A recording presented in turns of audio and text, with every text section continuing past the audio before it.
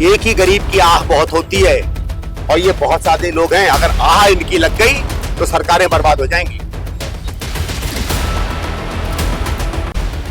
जिस आदमी ने पूरी जिंदगी केवल गाय का पालन किया वो क्या सीख लेगा 40 की उम्र में भाई, 50 की उम्र में IIT चला जाएगा वो प्लम्बर बनेगा, इलेक्ट्रिशियन बनेगा 50 की उम्र में, क्या करेगा वो?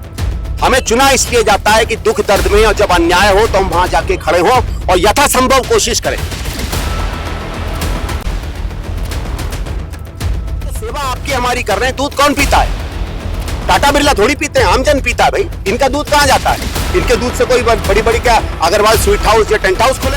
जो गरीब है या जो बेचारा पिछले 60-70 साल से चुपचाप अपनी जिंदगी बसर कर रहा है, क्या उसको अपने आशियानों का अधिकार नहीं है?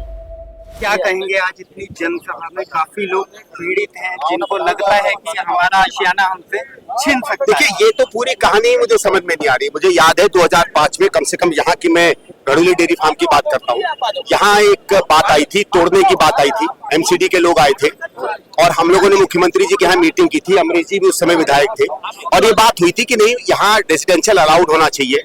मीटिंग में तय हुआ, उसके बाद LG से आपके पास गए, वहां से मिनट्स आए और बिल्कुल औपचारिक रूप से इस एरिया को रेजिडेंशियल अलाउ किया गया। यहाँ के लोगों ने भी कहा कि धीरे धीरे यहाँ डेयरी नहीं रहेगी। डेयरी भी उस समय घोघा शिफ्ट होनी थी।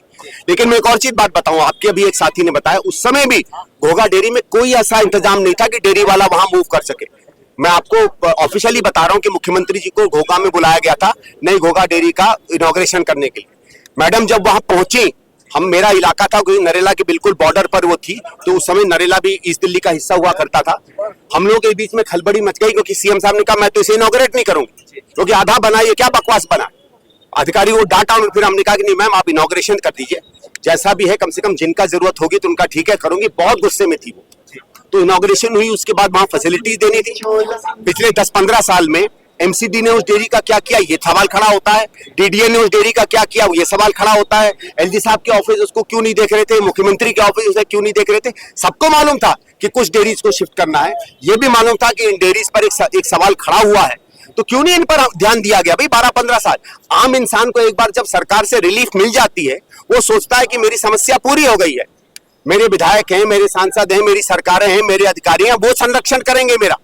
जरूरी थोड़ी है कि इंसान रोज देखता रहे। सडनली बीच में कोई चीज आ जाती है, कोई केस करता है, क्रुअल्टी पर आ जाती है लोगों के घर पर, ये क्या क्या अराजकता फैल गई है भाई? जैसे कि बताया जाता है यहाँ के लोग हाउस टैक्स भी दे रहे हैं, सीवर भी यहाँ वो भी है भाई साहब। मैं आपको बता रहा हूँ ना कि कानूनी तरीके से उस समय हमने ये देखा कि इसको रेजिडेंशियल डिक्लेयर हुआ।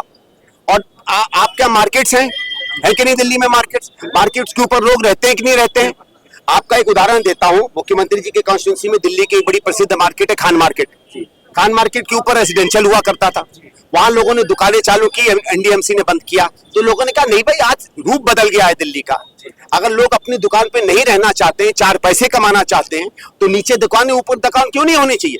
तो मानवीय नजरिया रख के वहां अलाउ किया गया है। मेरा यह कि मानवीय नजरिया रख के अगर शहर नहीं चलेंगे तो शहर कानून के लिए नहीं चलते हैं, कानून इंसानों के लिए चलता है और इंसानों की रक्षा के लिए, संरक्षण के लिए, उसकी जिंदगी के लिए चलता है।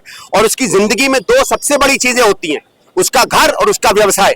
और आप दे तो सकते नहीं है, तोड़ने कहां से पहुंच गए भैया आप कह रहे हैं कि इसके लिए वैकल्पिक कहां देंगे भाई?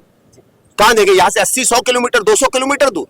कल को मैं कहता हूं कि दिल्ली का हाई कोर्ट हम कर दें 300 किलोमीटर दूर, आप मानेंगे? मैं सम्मान करता हूं जजों का, मैं एक उदाहरण दे रहा हूं। मैं कह रहा हूं दिल्ली में, नई दिल्ली में बड़ा ट्रैफिक हो रहा है, हटाओ सारी सरकार, राजा चली जाए वहां, हिसार चली जाए, अंबाला चली जाए। क्यों नहीं जाते भाई?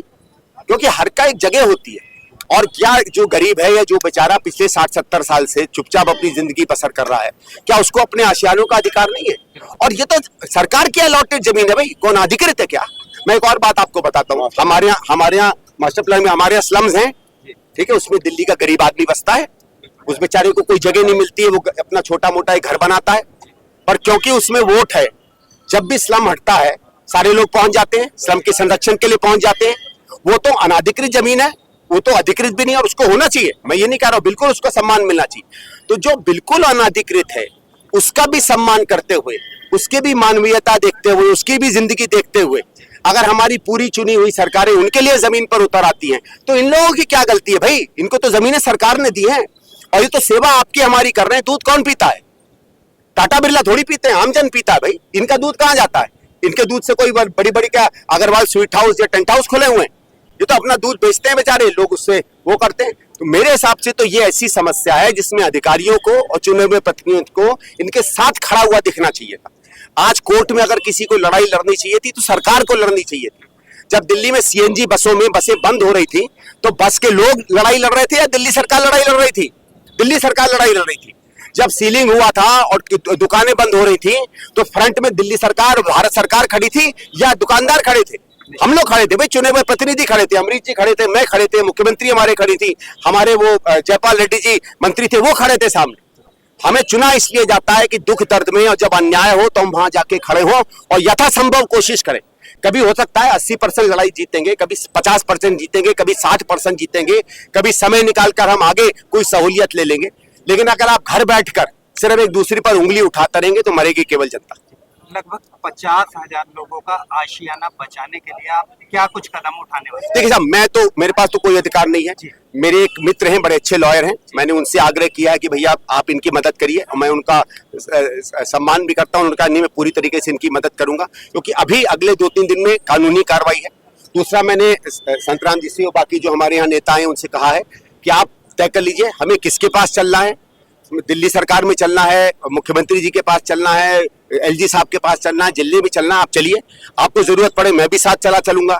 आपको ठीक है, जरूरत मेरी डेलीगेशन में नहीं है, हम और सड़कों पे आपके साथ रहें तो हम करने को तैयार हैं। हम लोग तो इनके आदेश के लिए हैं, हमारे पास कोई अधिकार नहीं है, हम कोई विधायक सांसद नहीं है, लेकिन जो भी हमसे बन पड़ता। और दूसरा, हमारे अंदर में कम से कम 2005-6 की स्मृतियां तो हैं। एलजी साहब के सामने, अधिकारियों के सामने अगर आप हमें बिठाएंगे तो हम बता तो सकते हैं कि हमारे सामने तब क्या हुआ था। और अगर हम बताएंगे कि हमारे सामने क्या हुआ था तो वो विवश होंगे अपनी फाइलों को देखने के लिए, और अगर फाइलें देखेंगे तो इन लोगों की पहले ही जीत हो जाएगी, फिर कोर्ट में जाने की जरूरत नहीं पड़ेगी। जो लोग भयभीत हुए पड़े, इसका जिम्मेदार कौन होगा? सब है साहब।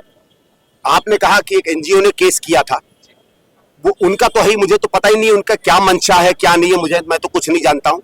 लेकिन मेरा ये है कि अगर आपको जानवरों के प्रति इतना प्रेम और प्यार है, ठीक है, और मैं कोई आक्षेप नहीं उठा रहा हूं, तो आप दुनिया सड़कों पे जानवरों की हालत देखिए। गौ माता, हम तो उसको माता मानते हैं, उसकी हालत देखिए। जो बेचारा घर भैंस छूट जाती है, बछड़े छूट जाते हैं, उनकी हालत देखिए। जो बैल के बेचारे बछड़े घूमते हैं उनकी हालत देखिए। जो कुत्ते हमारे घूमते रहते हैं उनकी हालत देखिए। गलती से कोई बाहर से अगर जानवर आता है उसकी हालत देखिए। एक भी जगह मैंने हमारी एनजीओ को उनके लिए कुछ करते हुए तो नहीं देखा, और जो सच्ची में संस्थाएं उनके लिए करती हैं उनको इस तरीके की उंगली हलकर करते हुए मैंने नहीं देखा। लेकिन उसके साथ साथ सरकारों पर भी तो बनता है ना भाई। हमें भी याद है, मुझे याद है कि 2008-9 में भी कुछ इसी तरीके की बात आई थी और मेरे को कुछ अधिकारियों ने फोन करके कहा कि सांसद जी आपके यहाँ एक दिक्कत आ रही है, ये देखो आगे प्रॉब्लम बन सकती है। तो अगर आप संबंध रखेंगे अधिकारियों से तो अधिकारी पहले ही आपको सूचित कर देता है कि क्या दिक्कतें आपके इलाके में आ सकती हैं। तो हमारे विधायक हैं, हमारे पास 70 विधायक है भाई, हमारे पास 7 सांसद हैं, हमारे पास 3 राज्यसभा के सांसद हैं, 7 मंत्री हैं, हमारे पास पूरी भारत सरकार यही रहती है।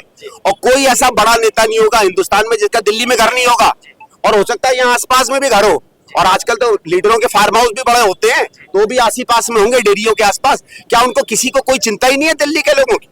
या दिल्ली केवल अपना अय्याशी का अड्डा बनाने के लिए इनके लिए शहर रह गया? जिन्हें परेशान लोगों को किस तरह से भरोसा देना चाहिए? देखिए, हम तो ये कह सकते हैं कि ये कभी कानूनी लड़ाई है। कुछ हमने अपने मित्रों से भी कहा है कि उस कानूनी लड़ाई में इनकी मदद लड़िए। सबसे पहले आप कानूनी लड़ाई लड़िए, लेकिन रास्ता तभी खुलेगा जब सरकार जो कानूनों में अगर जरूरत बदलाव होगा वो करेगी, और उसके लिए तो सरकार पर हम लोग प्रभाव भी डाल सकते हैं। ये सरकार कैसे सुनेगी मैं नहीं जानता। कोर्ट ने ये जजमेंट दिया अपने बाद में कहते हुए कि हमने जो ना तो कॉलोनी हटाने का आदेश दिया है ना इनको खत्म करने का आदेश दिया, हमने केवल पशुओं को हटाने का आदेश दिया। तो कहीं आपको लगता नहीं है कि कोर्ट ने जो है केंद्र सरकार के पाले में डाल दी है? देखिए, मैंने पूरी जजमेंट के उसमें कई पहलू है, लेकिन ये वाला जो पहलू अगर ये है तो सीधी बात है, अगर सरकार को कहा गया कि केवल पशु हटाइए, तो कई डेयरियों में पशु नहीं है, और अगर पशु हैं तो मुझे बहुत से लोग डेयरी वाले कहते हैं कि हम तैयार हैं पशु हटाने के लिए। आप समय दीजिए, समय से हट जाएंगे। एकदम थोड़ी कोई चीज हट जाती है भाई, आप समय दे दीजिए, वो हटा देंगे और लेकिन उसमें सरकार को भी इंतजाम करना चाहिए। देखिए साहब, मुझे ये याद है कि जब एनिमल प्रोटेक्शन एक्ट आया था, जिसके अंदर सपेरों का या ये बंदर रखने वालों का या भालू रखने वालों की आजीविका पर प्रहार पड़ा था, उनको में सरकार का ये कानून में है कि सरकार पहले उनको वैकल्पिक आजीवन देगी, ऐसे नहीं उनको हटा देगी। अब तो वो चल रहा है, जंगल राज चल रहा है, किसी को भी हटा दो। अरे अब वैकल्पिक कुछ तो दो। और जिस आदमी ने पूरी जिंदगी केवल गाय का पालन किया, वो क्या सीख लेगा 40 की उम्र में भाई, 50 की उम्र में? IIT चला जाएगा वो प्लम्बर बनेगा, इलेक्ट्रिशियन बनेगा 50 की उम्र में, क्या करेगा वो?